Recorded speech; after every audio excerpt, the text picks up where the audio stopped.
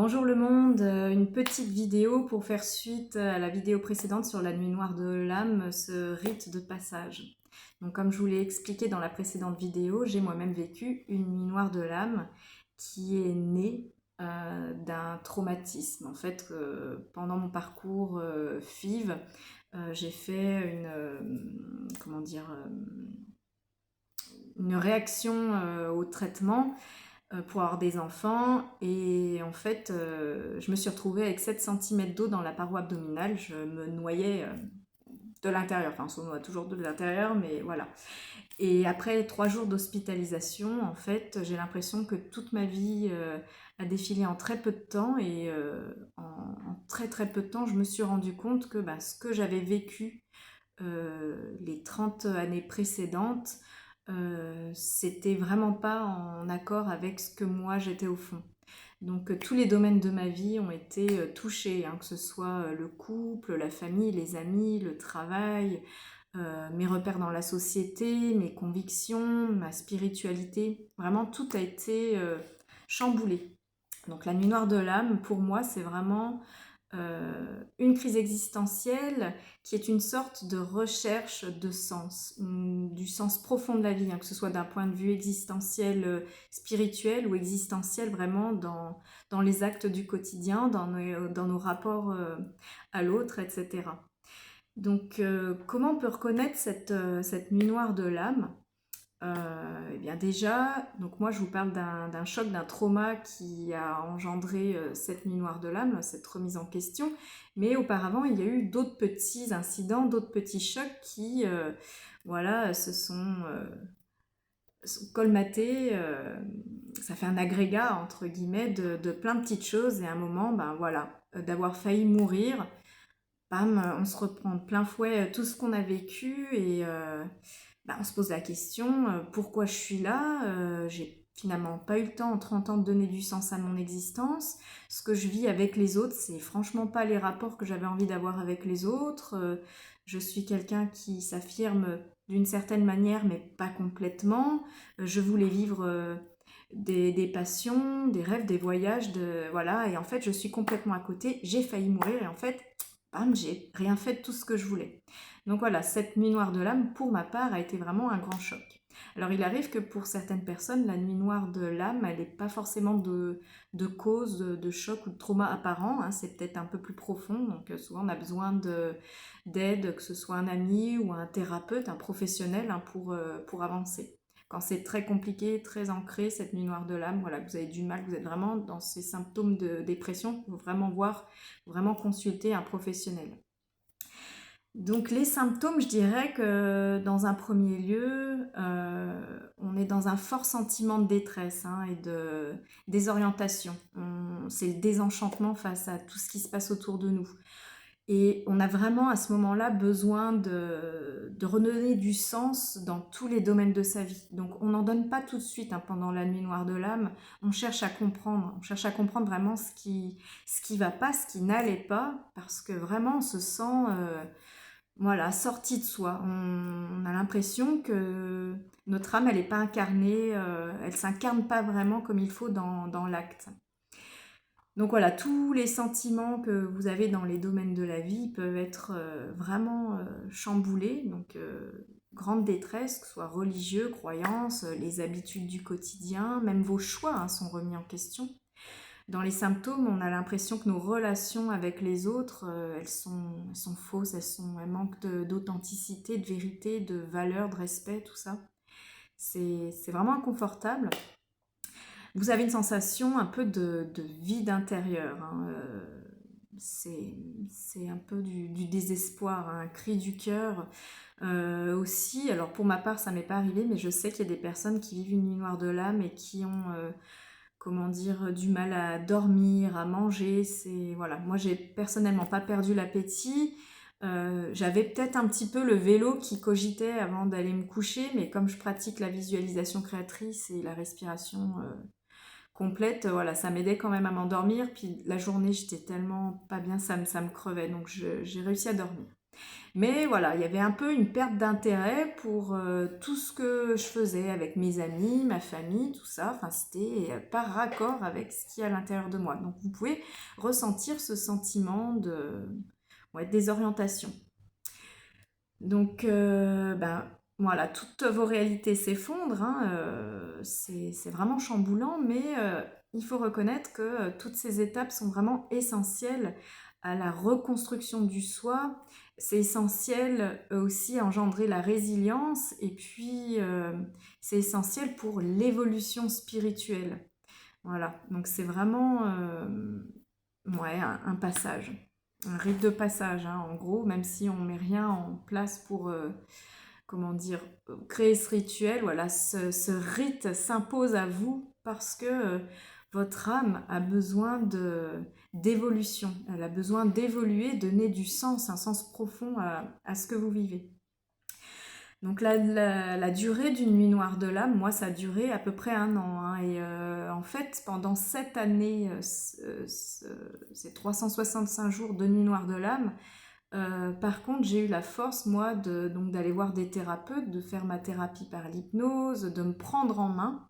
Des gens qui vont se prendre en main peut-être après avoir pris conscience que ben, elles avaient la force, la capacité, le potentiel pour résilier de cette situation inconfortable, hein. Donc ça va dépendre vraiment des gens. Pour ma part, ça a duré à peu près 1 an, hein, cette étape de transformation intérieure, de prise de conscience et en même temps de volonté de me transformer. Donc il faut vraiment se laisser le temps. Chacun est maître du temps de son propre processus intérieur, hein. C'est pas parce qu'il y a quelqu'un qui a réglé tout ça en 1 an que vous devez régler ça en 1 an. Peut-être vous aurez besoin de carrément moins de temps, ou peut-être que vous aurez besoin d'1 an, 2 ans. Voilà, il faut que les choses se fassent, hein. C'est vraiment le papillon, par exemple, quand il est dans son cocon, c'est vraiment le temps qu'il lui faut pour maturer. Si les choses, elles se font pas comme il faut, quand il est dans sa chrysalide, dans son cocon, il ne sera pas un beau papillon, il ne pourra pas voilà, s'envoler et être vraiment. Donc c'est pour ça que le papillon, quelque part, c'est le symbole de l'âme, hein. Donc on peut dire aussi dans les symptômes qu'il y a différentes sortes de nuits noires de l'âme. Donc il y a la nuit noire de l'âme qui remet en doute vos croyances, votre foi. Voilà, vous vous sentez plutôt en raccord avec le monde divin ou vos croyances, et voilà, vous doutez, donc il y a beaucoup de remise en question. Il y a aussi la nuit noire de l'âme qui vous ébranle au niveau du cœur, de l'émotionnel. Donc vous avez un sentiment de tristesse parce que voilà, tout ça ne correspond pas à vous. Vous avez des peurs qui grandissent ou qui s'imposent à vous, ou qui se manifestent. Peut-être qu'elles étaient latentes auparavant. Vous avez du désespoir. Et puis aussi, on reconnaît la nuit noire de l'âme, un autre symptôme, c'est la perte d'énergie, de motivation. Votre feu intérieur, il est comme éteint, essoufflé. Voilà, c'est comme dans le château ambulant, le calcifère, l'âme, le cœur du château qui, voilà, il réduit jusqu'à quasiment disparaître. Et finalement, quand on le laisse se réexprimer, voilà, votre âme, elle réintègre votre corps et tout va mieux.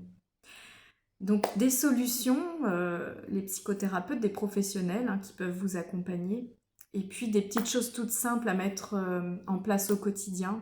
Déjà manger sainement, voilà, correctement, bouger, aller dans la nature, prendre soin de soi, parce que l'amour-propre, il en prend un coup à ce moment-là, hein. On se laisse presque un peu aller, mais finalement, prendre soin de son corps physique, prendre soin voilà, de notre véhicule, c'est déjà le fondement, la base pour accueillir un mental et une âme forte, élevée.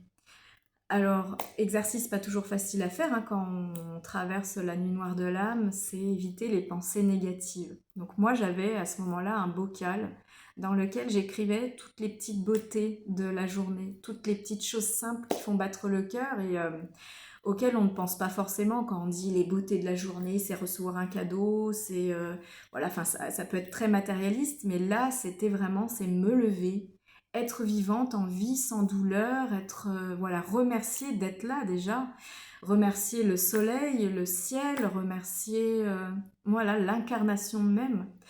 renouer avec des petites choses simples, quelqu'un que vous aimez qui vous appelle, partager un thé, un café, simplement, voilà, s'asseoir dehors et respirer. Voilà, des petites choses toutes bêtes, même manger un carré de chocolat, voilà, ça pouvait prendre, ça a pris des proportions émotionnelles et finalement tout est devenu important et ça m'a beaucoup aidé affronter cette nuit noire de l'âme, hein. J'en parle avec beaucoup d'émotion parce que ça fait quelques années maintenant, hein, là j'ai eu 40 ans, donc ça fait 10 ans, c'est derrière moi. De cette nuit noire de l'âme d'ailleurs était né mon oracle Aurore et Crépuscule, donc oracle de guérison et de paix intérieure, donc par le biais de la visualisation créatrice et de l'illustration de la peinture, j'avais donc créé des tableaux qui représentaient toutes ces étapes de cet inconfort de mon être intérieur jusqu'à la révélation de qui je suis vraiment, de ma vérité, de mon authenticité. Et voilà, et je m'en suis sortie et ce jeu, en fait, il est vraiment là pour aider les personnes qui traversent ce genre de passage, ces nuits noires de l'âme, ces crises existentielles. Donc ce jeu, il est vraiment là pour redonner, pour vous aider à retrouver du sens, donner du sens à votre existence. Donc voilà, ne pas baisser les bras, vraiment s'entourer de personnes positives, reconnecter pourquoi pas avec une nouvelle spiritualité qui vous parle et qui n'est pas, qui n'émane pas de la société ou des gens autour de vous, vraiment quelque chose de propre à vous-même, que nul ne peut entacher, ne peut abîmer. Voilà, retrouver, renouer avec des vraies valeurs, des vérités intérieures qui vous élèvent, qui vous rendent beau, qui vous rendent magnétique, brillant. Et puis voilà, s'ouvrir aux autres. Donc c'est vrai que c'est pas facile pour tout le monde d'échanger sur ces difficultés, ces chocs, ces traumas, mais je me suis rendu compte que d'en parler et moi-même de ne pas cacher ce qui se passe à l'intérieur de moi, ça délie les langues, les gens se révèlent et puis on se rend compte qu'autour de soi, d'autres vivent ces sortes de crises existentielles et que finalement, en partageant, voilà, on fait avancer les choses, on s'entraide et c'est beaucoup mieux. Si vous avez des questions sur le sujet, n'hésitez pas à les poser dans les commentaires. Si vous avez vécu vous-même une nuit noire de l'âme, n'hésitez pas non plus à partager votre expérience, comment vous en êtes sorti, parce que c'est vraiment essentiel pour que le monde devienne meilleur, pour que les gens se relient, qu'il y ait une meilleure communication. C'est vraiment primordial, essentiel, voilà, d'échanger, de partager avec compassion, respect, altruisme, bienveillance, voilà, et sans jugement. Nous ne sommes que des êtres humains, nous avons nos failles, nous avons nos bagages d'erreurs, de traumas, de chocs, mais merveilleusement, nous sommes humains et nous avons plein de potentiels merveilleux que nous pouvons mettre en place pour nous améliorer et devenir des personnes meilleures. Et voilà, donner du sens à notre existence. Voilà. C'est sur ces quelques mots que je vous souhaite une bonne journée et vous dis à tout bientôt. Allez, ciao!